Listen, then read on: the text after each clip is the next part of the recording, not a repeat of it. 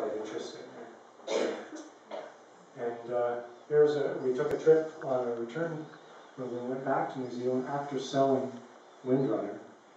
The new owners were working as crew on the R. Tucker Thompson, which is an amazing tall ship. If you have the chance, go for a sail on it when you're down there. It's worth it. And it's quite funny because the people that ended up buying Windrunner, Mark and Tui, and Mark's mom is here. She lives in Sydney, and we didn't know it. And the coincidences behind it all were they were too funny, and we're just thrilled that Mark and Tui have our boat now, because we know that she's appreciated because they saw her and it was the right boat for them. And here the kids climbing in the trees. This is one real refreshing thing about New Zealand. They're not all caught up in the liability thing and worrying about stuff. The kids, this is at the school, this big tree, and every recess and lunch period, the kids are up there climbing and hanging from the tree. And they say, oh, occasionally somebody falls and hurts themselves or breaks a bone. So, no big deal. The kids are kids in New Zealand, and they run around barefoot everywhere. They go out and play, and we felt comfortable letting Lyra go out in the neighborhood. It was a very refreshing thing.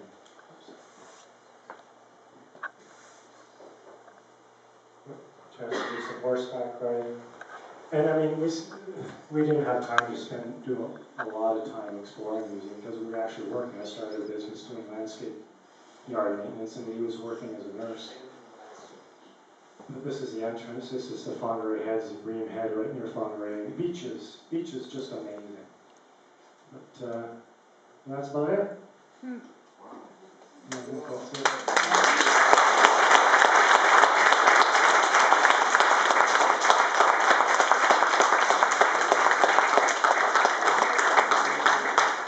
So does anybody have any more questions or anything? I mean, we could go on about this, but I hope it gave you an idea as to maybe a different way of going, a different way of doing things.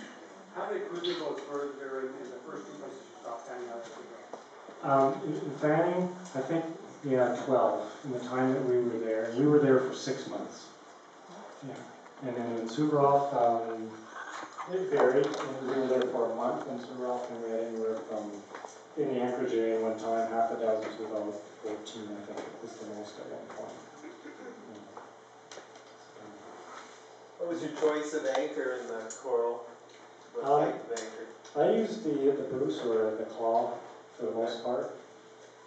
And I had a mix. I had a big Claw, I had a big CQR, and I had a Fortress, one of those big honking aluminum ones stowed down way low as an emergency backup that I never used. So we had lots of backup equipment like most people do.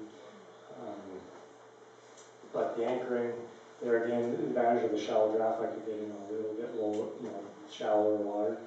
Only one time I was concerned, and that actually was on Fanning, where there was sudden squall came up, and so because it was very shallow, and there was about a 2 nautical mile fetch from across the lagoon, we started pitching really well. And I had quite a heavy-duty snubber system, but we're pitching so violently, I went up there, I could see it was starting to fray, and I went and grabbed my backup, the snubber, and got on just as she parted.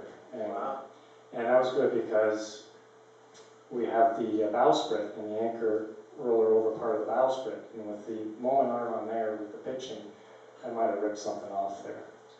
And the concern was too, is if the anchor had a drag, we'd have been on the shore just like right away. We wouldn't have had much room. So having a good snubber system is crucial, and a backup to it, and maybe even another backup. And, okay, well, I think that's it. Hope you found it interesting and enjoyed this talk. Thank you very much.